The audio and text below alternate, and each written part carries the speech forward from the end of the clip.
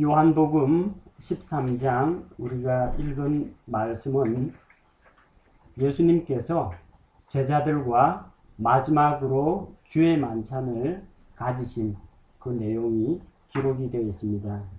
예수님께서 제자들의 발을 씻어주시고 또한 가룟 유다가 자기를 배반하여 팔 것을 말씀하셨죠. 그리고 제자들에게 제자들의 표지가 무엇이냐?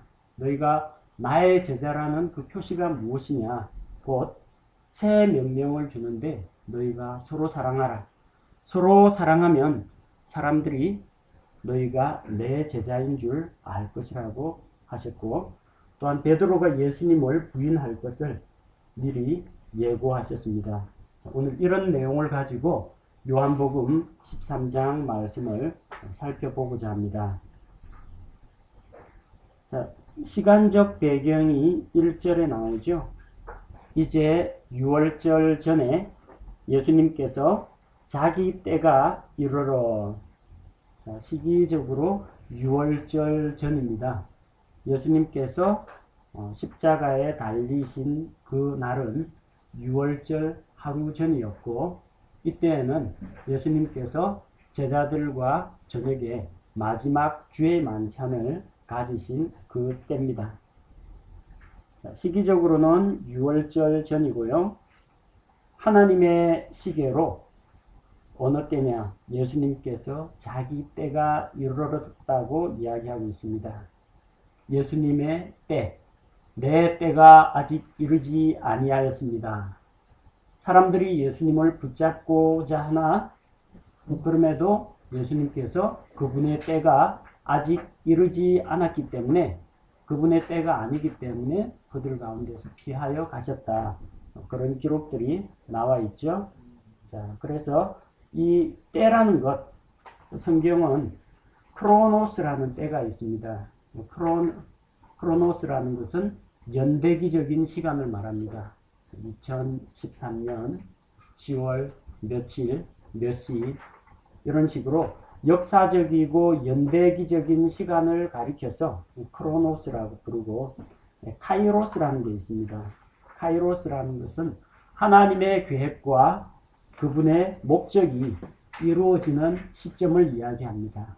그래서 하나님께서 예비하신 그런 조건들이 만족되는 그런 때를 가리켜서 카이로스의 때라고 합니다. 예수님께서 자기 때가 이르렀다 혹은 때가 이르지 않았다라고 이야기할 때는 카이로스의 때를 말합니다.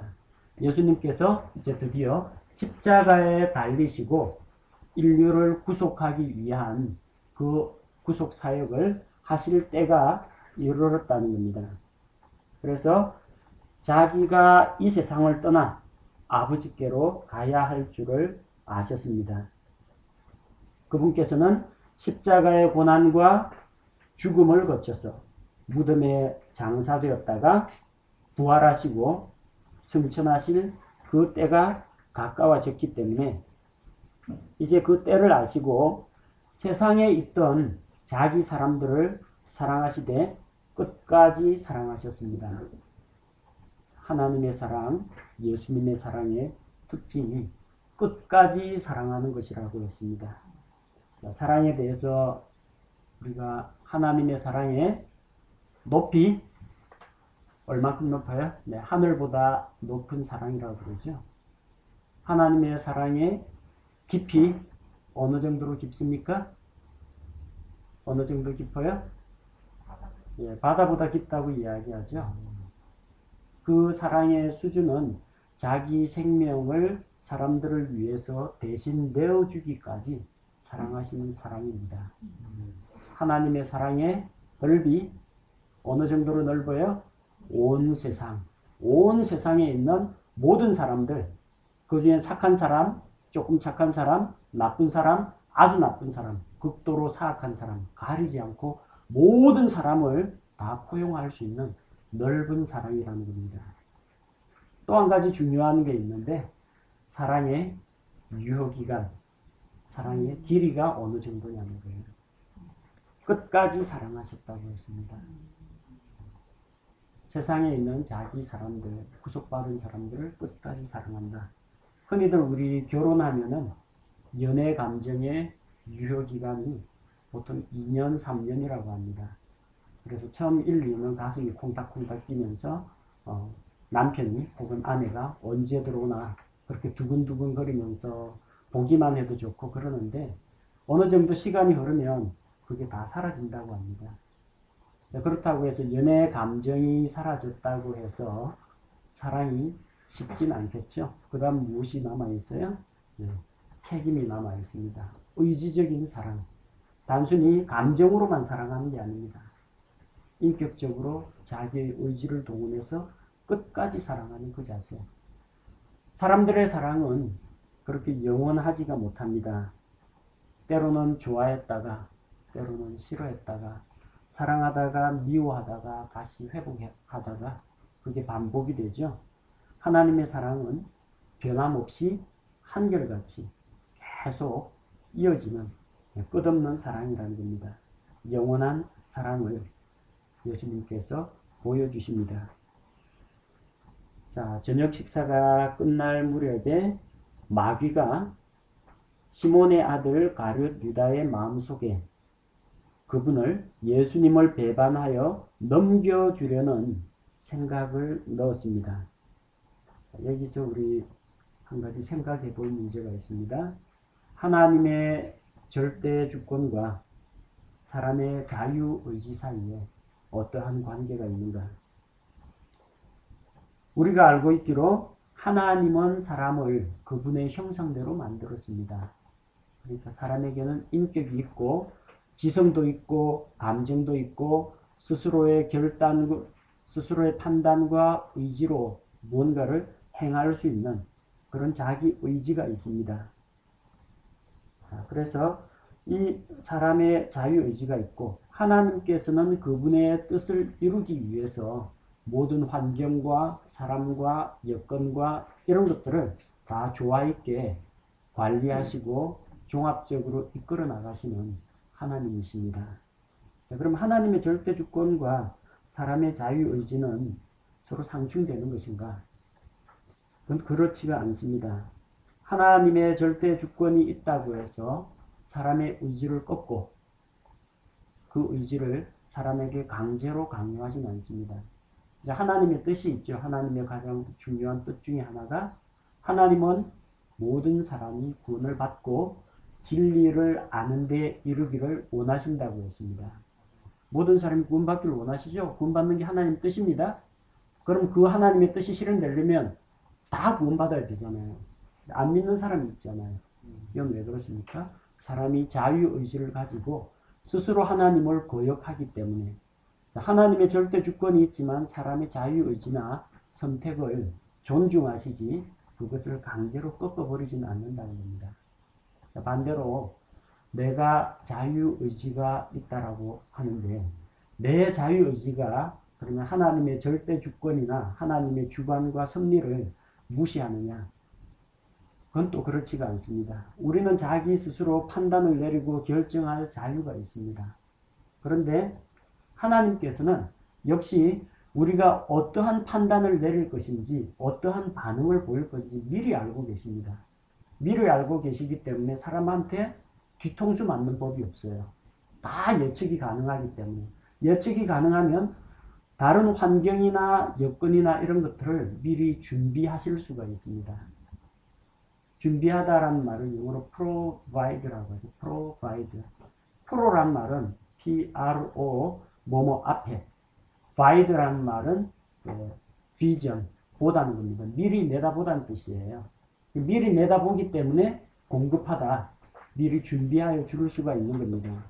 그래서 이 사람과 저 사람과 이런 사람들이 또 이런 환경이 어떻게 바뀔지를 하나님께서 예측 가능하기 때문에 이것들을 조화 있게 연결시켜서 통제하는 것이 가능하다는 겁니다. 사람의 자유의지가 하나님의 절대 주권을 꺾거나 반역하거나 침범하지 않습니다. 반대로 하나님의 절대 주권이 인간 개인의 선택을 억지로 강요하거나 그분의 뜻을 강제로 관철시키지 않는다는 겁니다.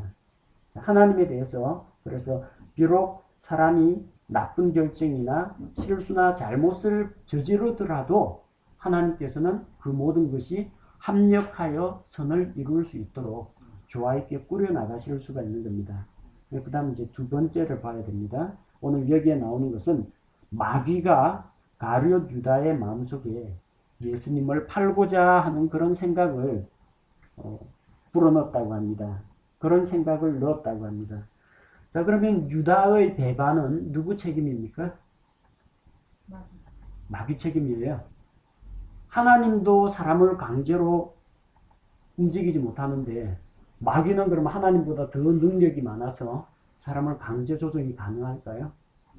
그건 그렇지가 않다는 겁니다.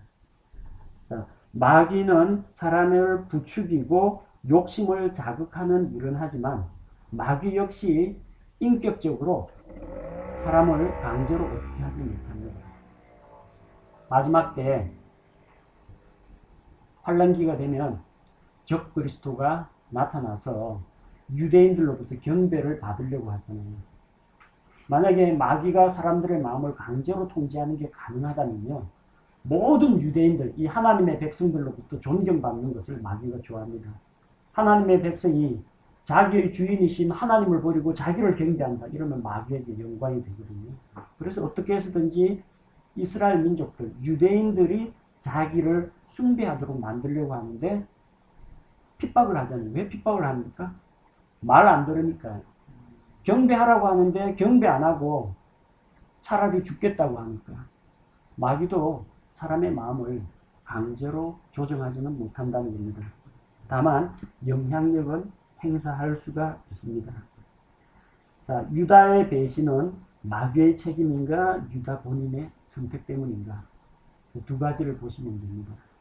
유다가 미혹당했습니다. 유혹하는 자가 있고 그 유혹에 넘어갈까 말까 하는데 넘어가는 쪽을 자기 스스로 선택을 한 겁니다. 그래서 사람이 왜 죄를 짓는가? 야고보서 1장 14절에 보니까 사람이 죄를 짓는 것은 사람이 자기 욕심에 끌려 미혹되기 때문이라고 했습니다. 하나님이 죄를 짓도록 창세전에 예비해 놓은 것도 아니고 마귀가 사람 마음속에 죄를 지어라 라는 코드를 불어넣어서 강제로 조정한 것도 아니고 자기 스스로 욕심에 끌려서 미혹된 것이라는 겁니다. 그래서 무엇을 선택하느냐에 따라서 그가 하나님께 순종하는 길을 택할 수도 있고 마귀에게 순종하는 길을 택할 수도 있습니다. 로마서 6장 16절 말씀을 보면 자기를 누구에게 드려서 순종을 하든지 그 순종을 받는 자, 그 받는 대상의 종이 된다고 했습니다. 그래서 혹은 하나님께 순종해서 의의 도구가 되기도 하고 또 혹은 마귀에게 순종을 해서 이 불의의 도구가 될 수도 있습니다.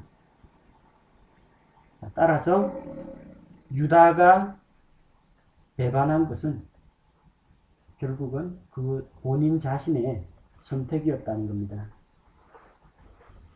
예수님께서는 아버지께서 모든 것을 자기 손에 맡기신 것과 또 자기가 하나님으로부터 왔다가 하나님께로 갈 것을 아시고 이제 떠나갈 것을 아시고 떠나기 전에 제자들에게 뭔가를 가르쳐 주려고 하십니다.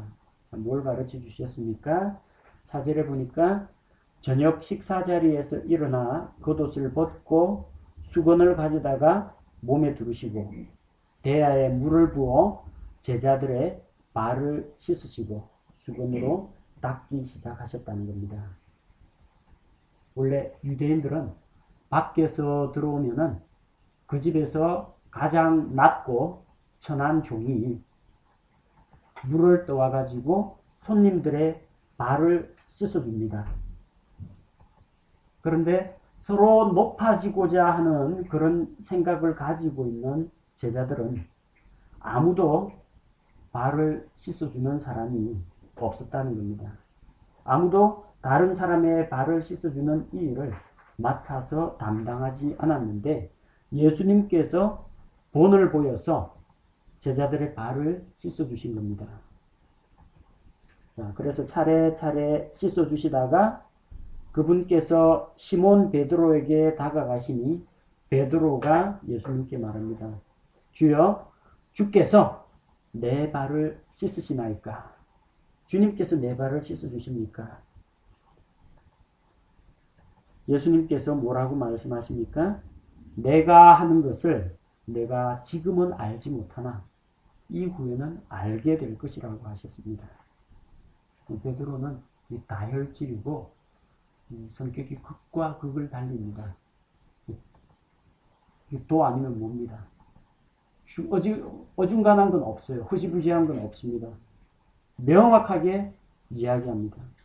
절대로 주께서 내 발을 씻지 못하시리라. 절대로 안 된다는 겁니다. 예수님이 더 높으신 선생님이고 나는 그분의 제자인데 어찌하여 주님께서 나의 발을 씻겨주십니까?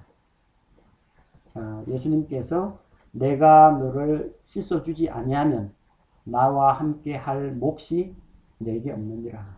나와 너 사이에 아무런 함께 나눌 몫이 없다는 것은 서로 상관이 없는 존재라는 겁니다. 자, 그러니까 베드로의 반응이 또 역시 극을 달리죠.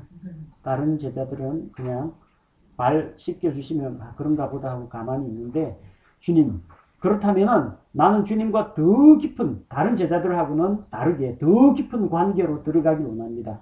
씻는 것이 주님과 몫을 나누는 것이라면 발뿐 아니라 손과 머리도 씻어주옵소서.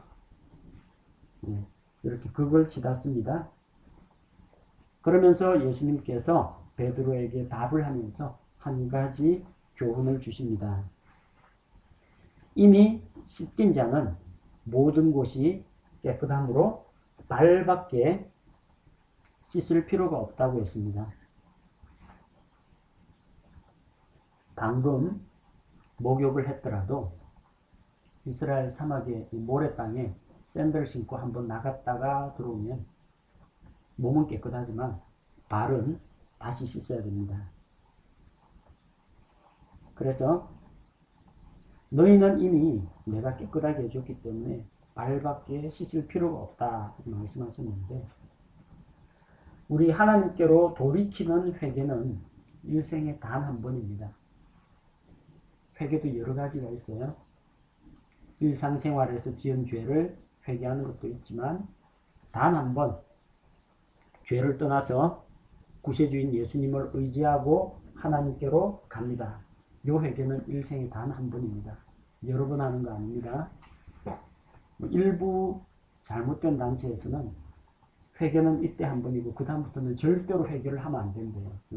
예수님 다 용서해 주셨는데 또 회개한다는 것은 예수님 용서해 주신 것을 아직도 못 믿고 있는 사람이라는 거예요. 그러나 성경은 그렇게 말하지 않습니다. 회개는 여러 번 하는 것이 가능합니다. 너희가 믿는 자들에게도 회개하라 돌이키라 이런 말씀이 성경에 많이 나옵니다. 너희가 각각 악한 행실에서 돌이켜 회개하라 이런 말씀들이 나와요.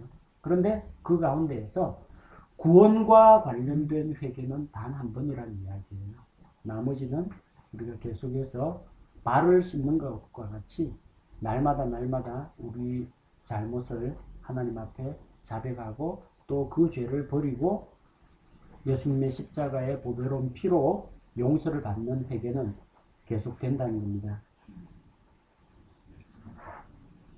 자, 예수 그리스도로 말미암아 우리들은 거룩하게 구별되었습니다. 하지만 매일의 삶 가운데에서 지은 죄에 대해서 계속해서 발을 씻는 것처럼 계속해서 우리 죄를 자백하고 회개하는 것이 필요하다는 이야기입니다. 자, 제자들의 발을 씻어주신 예수님이 이때 가룟 유다가 자기를 팔 것이라는 사실을 알고 계셨는데 그럼 가룟 유다의 발도 씻어주셨을까요? 그럴까요? 네. 예. 아까 뭐라고 했죠? 예수님의 사랑의 넓이, 세상에 있는 모든 사람들, 극악무도한 죄인들에 대해서도 받아주신다고 했습니다. 그분의 사랑과 섬김은 상대방의 상태에 따라서 달라지는 것이 아니라는 겁니다. 우리가 본받아야 됩니다. 우리 자기한테 잘해주는 사람한테는 잘해주죠. 가는 말이 고우면 오는 말도 곱고, 좋게 대하면 다 좋게 해주는 거. 이거 불신자도 할 줄 압니다. 자기를 사랑하는 자만 사랑하면 너희가 이방인들보다 나을 것이 하나도 없다고 했습니다. 그런데 진정한 사랑은 자기를 미워하는 자, 자기를 배반할 자, 그리고 자기를 저주하는 자, 이런 사람들조차도 사랑하고 받아주는 것이 진정한 사랑이라는 겁니다. 예수님 십자가에 달려서 첫 번째 하신 말씀이 무슨 내용입니까? 아버지, 저 사람들을 용서하여 주십시오. 자기들이 하는 것을 알지 못하고 있습니다. 스데반도 똑같은 기도를 하죠. 돌에 맞아 죽어가면서도 자기를 돌로 치는 유대인들을 위해서 기도합니다. 주여, 이 죄를 저들에게 돌리지 마십시오. 예수님을 본받아서 그렇게 기도합니다. 자기를 미워하고 싫어하고 저주하는 자들에게까지 하나님의 사랑을 보여주십니다. 자, 예수님께서는 선생이며 주가 되십니다. 14절에서 주와 선생이 되시는데, 그럼에도 불구하고 제자들에게 모범을 보여주셨습니다. 주와 선생으로서 우리에게 섬기는 삶의 본보기를 보여주셨습니다. 그러면서 예수님께서 본으로 보여주셨는데 14절 말씀, 너희도 서로 발을 씻어주는 것이 마땅하니라. 자, 씻어주는 것이 마땅하다라고 했거든요. 그래서 이 말씀을 따라서 교회에서 세족식을 하는 교회들이 있습니다.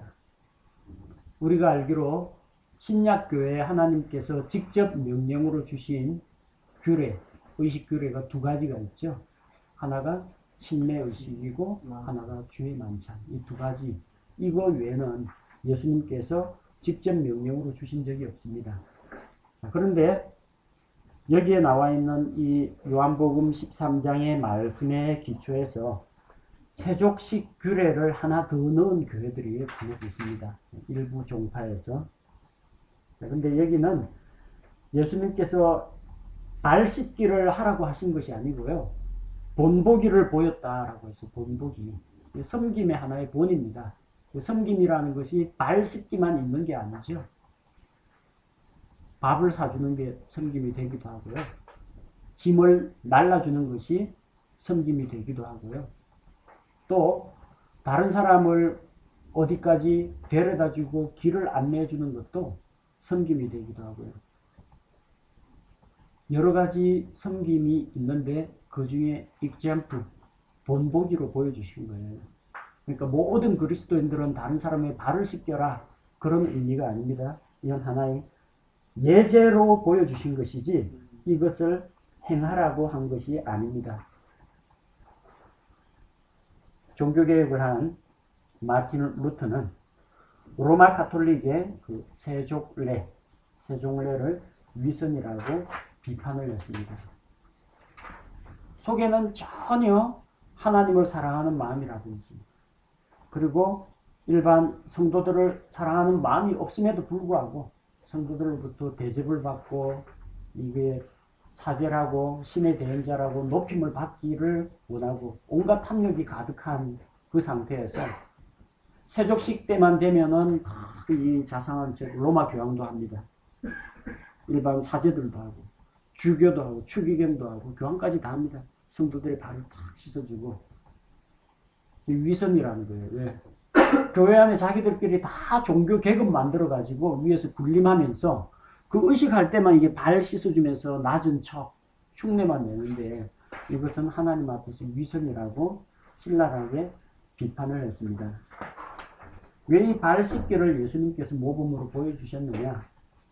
이스라엘 사막 땅, 이 모래 땅 걷다 보면요, 모래먼지들이 발에 다닥다닥 다 붙습니다. 집에 들어올 때 이걸 씻어야 하거든요. 우리 대한민국 양말 신고 구두나 운동화 신으면요. 그렇게 모래먼지 달라붙고 그러지 않습니다.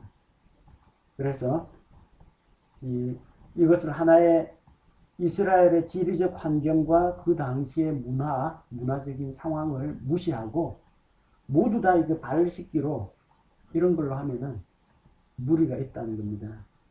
교회에서 하는 의식이 아닙니다. 로마 카톨릭에서 그렇게 하고 있다는 걸 알고 신약 교회 가운데에서도 발 씻기 하는 데 있습니다. 일부 종파에서 하기도 하고요. 꼭 청소년 수련회라든지 이런 거 하면은 꼭 발 씻기 합니다. 자기 죄 적어가지고 촛불에 태우는 거 이런 거 하고요. 죄 적어가지고 종이배에 접어가지고 물에 떠내려 보내면서 너의 죄가 사함받았다 이런 거 하거든요. 필요 없는 의식입니다. 그래 종이에 죄 적어가지고 태워가지고 사라진다면 예수님 십자가에 달려 죽으실 필요가 없죠. 아무 의미 없는 그런 의식들을 하고 있다는 겁니다. 또 이런 것들이 또 문제가 되기도 합니다. 서로 발을 씻기라고 하니까 민망한 일이 이제 벌어지는 거죠.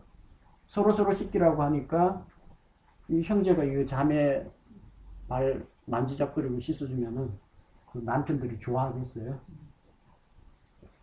이 신체적인 접촉 이런 것들이 그리스도인의 정상적인 도덕 규범과 예의에 어긋나기 때문에 이렇게 직접적인 접촉을 하는 것을 우리가 바람직한 것으로 보지 않습니다.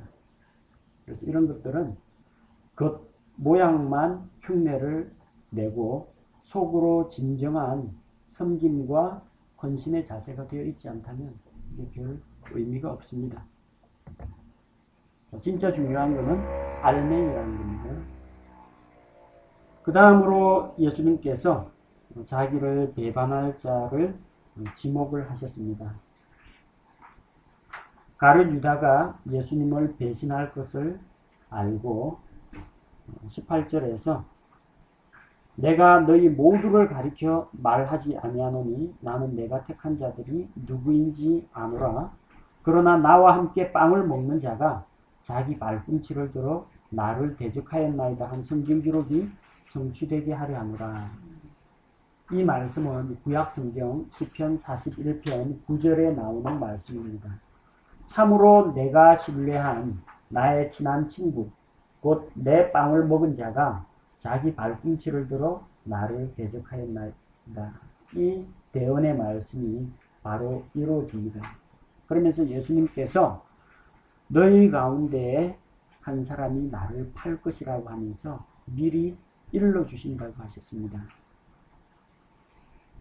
20절 말씀 진실로 내가 너희에게 이르노니 내가 보내는 자를 받아들이는 자는 나를 받아들이며 나를 받아들이는 자는 나를 보내신 분을 받아들이느니라 하시니라. 중요한 말씀입니다. 예수님이 보내신 자 누구예요? 사도들, 그리고 예수님의 명을 받아서 복음 전하는 전도자들, 예수님 말씀대로 전도하는 크리스찬들. 이 사람들을 받아들이고 이 사람들의 말을 들으면 누구 말을 듣는 거예요? 그를 보낸 예수 그리스도의 말씀을 듣는 겁니다. 그럼 예수 그리스도를 믿고 받아들이는 것은 누구를 믿고 받아들이는 거예요? 하나님을 믿고 받아들이는 겁니다. 관계가 어떻게 되는지 알겠죠? 만약 그럼 예수님을 안 받아들인다는 것은 무슨 뜻이에요? 하나님을 안 믿고 안 받아들인다는 이야기입니다.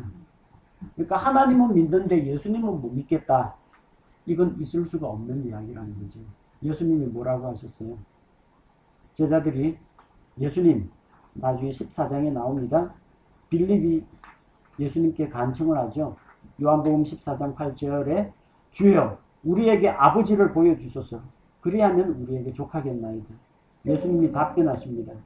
빌립아, 내가 이렇게 오랫동안 너희와 함께 있었는데 아직도 나를 알지 못하느냐. 나를 본 자는 아버지를 보았다고 합니다.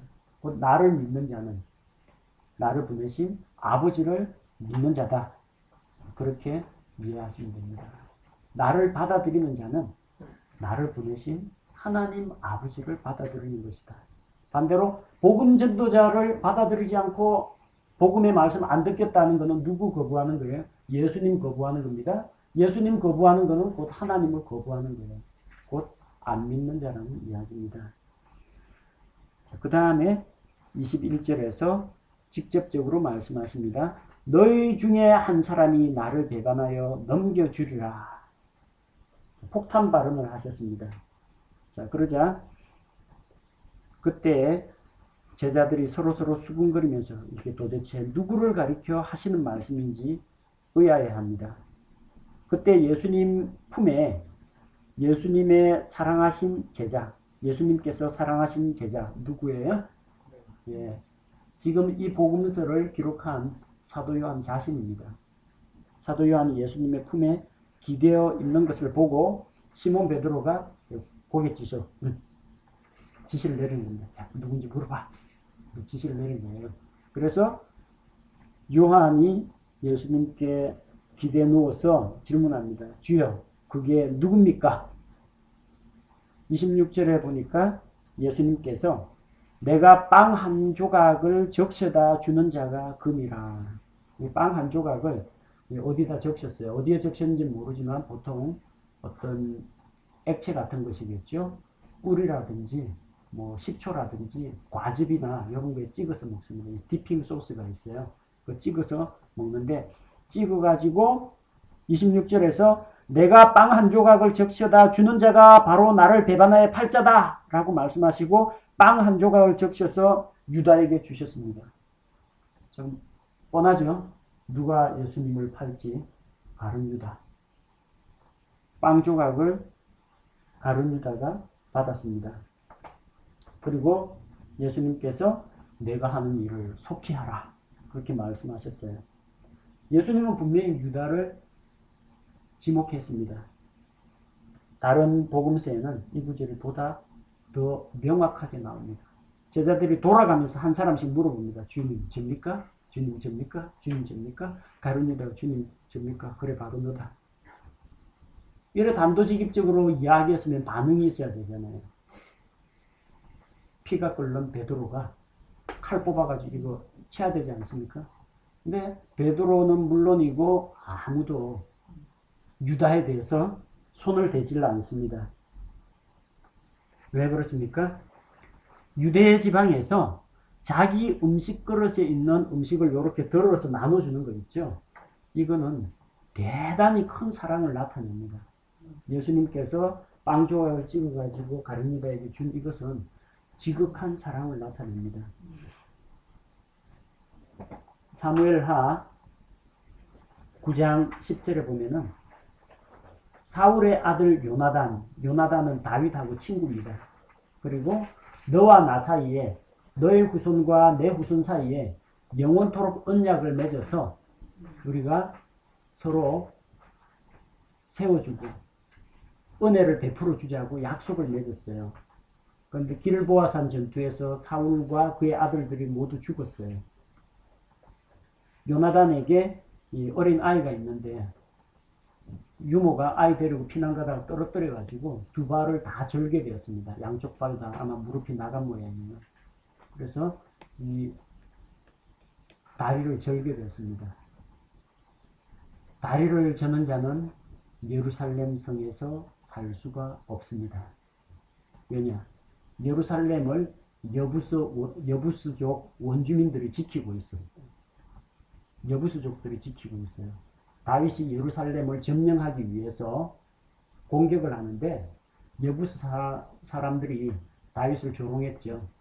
소경과 절름발이라도 너희를 막아낼 수 있다. 다윗이 화가 나가지고 예루살렘에 올라가거든 무조건 다윗이 미워하는 소경과 절름발이부터 죽여라 해가지고 아무도 절름발이는 예루살렘에 들어오지 못합니다. 다윗성에 절대 못 들어오게 했어요. 유일하게 들어간 절름발이가 있습니다. 무기보셋. 아버지 요나단하고의 관계 때문에. 그래서 요나단은 왕의 상에서 먹도록 했어요. 쉽게 이야기하면 날마다 청와대 조찬 기도에 갔다는 이야기예요. 대단한 특권입니다. 음식을 같이 먹는다는 거예요. 비서실장보다 더 가까운 사이라는 겁니다. 음식만 먹는 게 아니라 먹으면서 이야기하고 불편한 건 없느냐, 누가 괴롭히는 사람은 없느냐, 소원은 없느냐, 날마다 물어볼 거 아니에요. 대단한 권세입니다. 그래서 같이 왕의 상에서 음식을 먹는 그 혜택은 대단한 겁니다. 그리고 루thi 2장 14절에 보니까 보아스가 룻에게 음식을 나눠주죠. 룻이 곡식 이삭 줍기를 하고 피곤해서 이제 돌아와서 음식을 먹는데 보아스가 먹을 것을 나눠줍니다. 이거 역시 대단한 관심과 사랑의 표시입니다. 제자들이 예수님의 사랑에 눈이 멀어버린 거예요. 유다면 좋겠다. 예수님께서 직접 이거 찍어가지고 디핑 소스 찍어가지고 빵 조각을 건네주시니까 아무도 예수님께서 그토록 사랑하시는 가룟 유다가 배신을 하리라고는 상상도 할 수가 없었다는 이야기입니다. 자, 그런데 제자들은 무슨 뜻으로 그에게 이런 말씀을 하셨는지 아무도 이해를 못했고 제자들은 유다가 이 재정 담당이기 때문에 앞쪽에서 나왔죠. 왜 이 향유를 300데나리온에 팔아서 가난한 자들에게 주지 않느냐. 그는 돈가방을 맡은 자입니다. 예수님이 얼마나 신임했으면 재정부장을 시켰겠어요. 그러니까 재정부 맡을 수 있는 사람은 순수하고 믿을 만한 사람한테 시킵니다. 가룟 유다를 그만큼 신뢰했다는 이야기예요. 그래서 내 하는 일을 속히 하라고 하신 말씀이 명절을 대비해서 유월절 명절을 대비해서 뭔가 준비하라는 그런 말씀이구나. 아니면 가난한 자들에게 뭔가 사서 나눠주라는 이야기구나. 그런 식으로 생각을 했던 겁니다. 자, 그가 빵 조각을 받고 곧 나가니 때는 밤이더라. 밤이 깊었는데 그가 나간 다음에 예수님께서 새 명령을 주십니다. 예수님께서 사람의 아들이 영광을 받았고 하나님께서도 그 안에서 영광을 받으셨다고 합니다. 예수님께서 영광을 받으시고 하나님께서도 예수님을 통해서 영광을 받으십니다. 어떻게 영광을 받아요? 예수님께서 십자가에서 죽으시고 부활하심으로 말미암아 많은 사람들의 구세주가 됩니다. 자기를 하나님 앞에서 순종하기를 죽기까지 순종하십니다. 하나님께서 그분을 지극히 높여 모든 이름 위에 뛰어난 이름을 주시고 모든 무릎이 예수님께 꿇도록 만듭니다. 예수님이 영광을 받으세요. 근데 예수님은 누구에게 영광을 돌립니까? 구원하신 아버지 하나님께 영광을 돌립니다. 예수님 통해서 믿고 돌아오잖아요. 그러면은 이전에는 하나님을 모르기 때문에 하나님께 감사치도 않고 하나님을 영화롭게도 하지 않던 자들이 이제는 예수님을 통해서 하나님 앞에 나와서 하나님께 경배하고 예배드리고 찬송 부르고 하나님을 높이니까 하나님도 예수님을 통해서 영광을 받으십니다. 자, 예수님께서는 자기가 떠나갈 것을 33절에서 말씀하시죠. 너희가 나를 찾을 터이나 내가 가는 곳에 너희가 오지 못하리라. 내가 유대인들에게 말하기를 내가 가는 곳에 너희가 오지 못하리라 한 것 같이 지금 너희에게도 같이 이야기한다는 겁니다. 제자들은 아직 살아 있습니다. 예수님이 십자가 달려 죽으시고 땅속 심장부, 땅의 심장부로 내려갑니다. 제자들이 따라갈 수 있어요? 못 따라갑니다. 십자가 밑에까지는 따라갑니다. 혹시 무덤까지는 갈 수 있어요. 하지만 예수님의 혼이 내려갔던 사흘 동안 머무셨던 땅의 심장부로는 죽어야 내려가지 못 내려갑니다. 그리고 예수님 부활하시죠? 하늘로 승천하십니다. 그 하늘로 못 갑니다. 언제예요? 예수님 다시 오실 때, 예수님 공중 강림하실 때, 휴거될 때 올라갈 수가 있습니다. 그래서 따라가지 못합니다. 남아있는 자들에게 예수님께서 새 명령을 주십니다. 너희는 서로 사랑하라. 내가 너희를 사랑한 것 같이 너희도 서로 사랑하라. 새 명령으로 주셨습니다.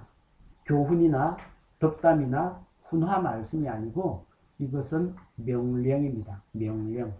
그러니까 해도 되고 안 해도 되고 권고사항이 아니고요. 명령이라는 겁니다. 명령은 명령인데 어느 정도로까지 명령을 하셨느냐?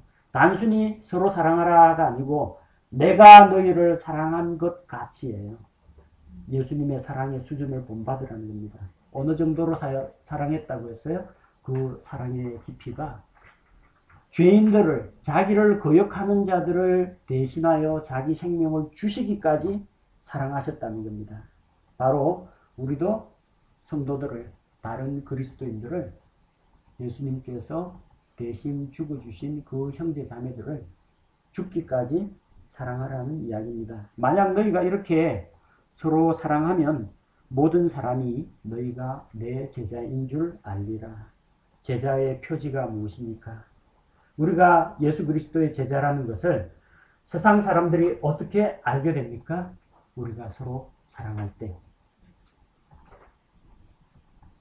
사랑할 때 사람들이 우리가 예수님의 제자라는 것을 알게 됩니다.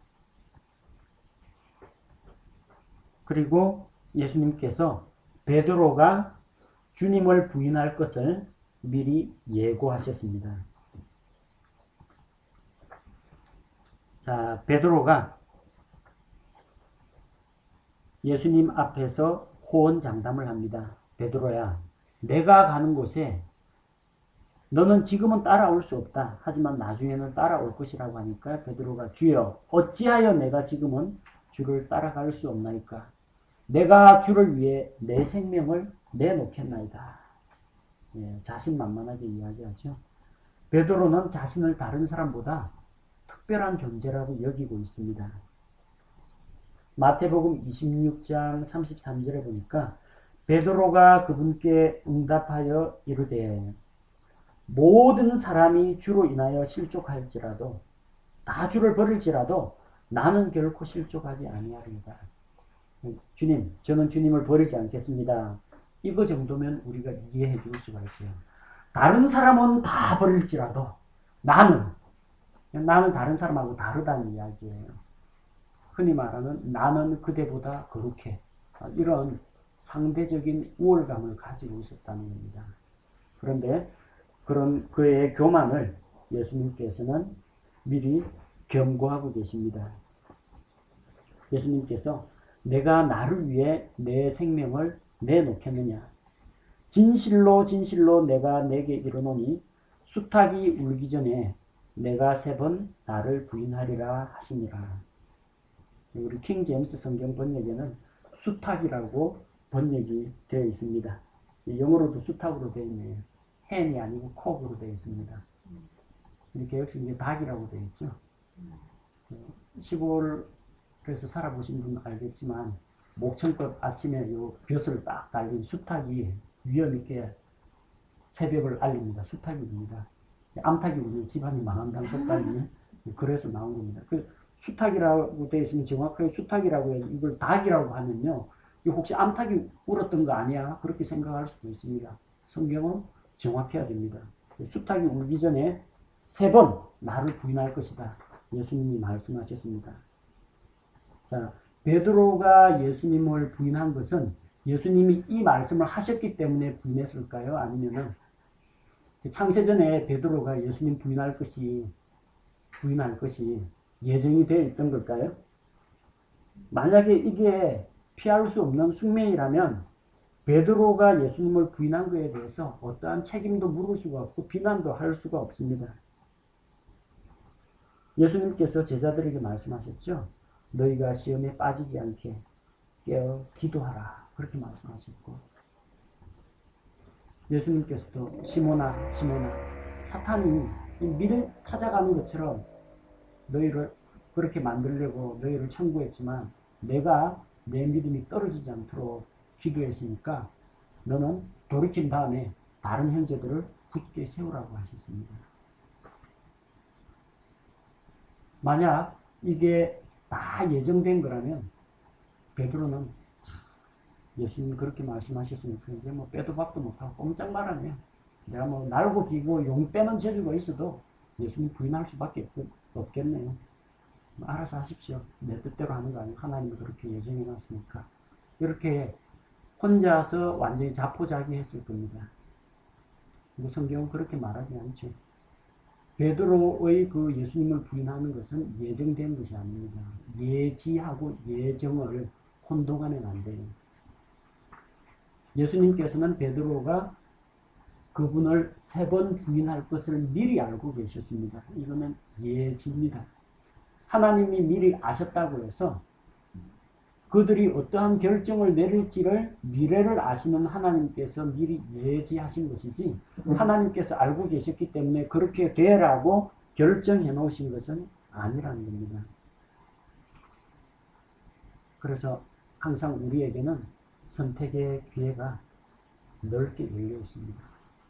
내가 오늘날 생명과 사망과 복과 저주를 너희 앞에 두노니 너희는 제발 부디 생명과 복을 선택하거라. 하나님이 그렇게 말씀하셨어요. 선택권을 주었어요. 사람들은 순종 불순종을 선택할 자유가 있다는 거죠. 그럼에도 불구하고 하나님이 제발 생명을 택했으면 하는데 사람들은 불순종과 저주를 택한다고 해요. 개인의 선택입니다.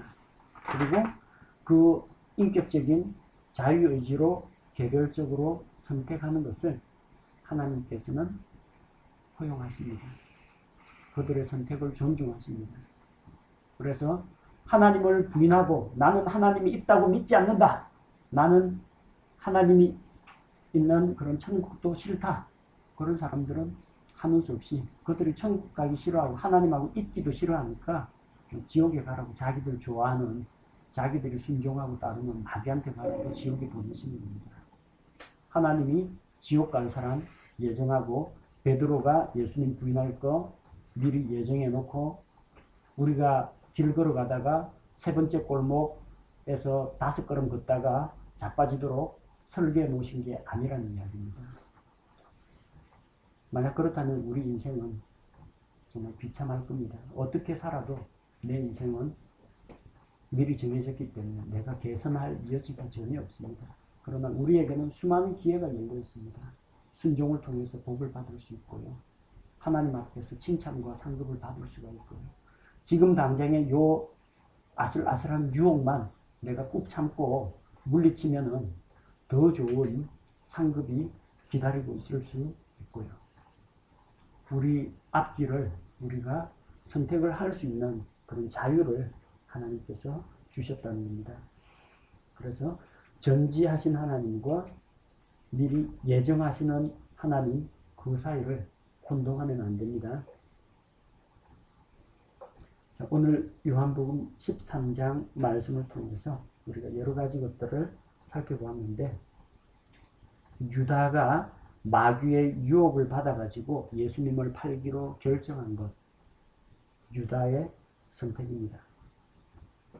베드로가 예수님이 3번 부인할 것 미리 알고 경고를 주셨는데 자, 베드로 역시 선택을 자기 스스로 결정을 내렸습니다. 결국 내 지금 이 모습을 아이고 내 팔자야 이것을 여러분이 왜 지금 이 자리에 와 있고 왜 지금 이 사람하고 결혼을 했고 왜 여러분이 지금 이런 직장을 가지고 있는지 하나님이 예정한 것도 아니고요. 마귀가 내 속에 이상한 생각을 불어넣어서 컨트롤한 것도 아니고 여러분 스스로의 선택이라는 겁니다. 그리고 선택에 대한 책임도 각자의 몫이라는 겁니다. 우리가 이걸 기억해야 하겠습니다.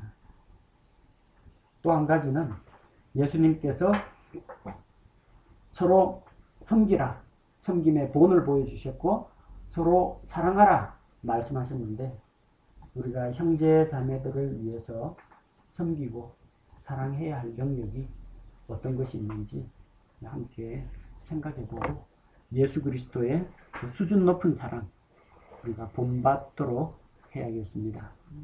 요한복음 13장 강의를 마치겠습니다.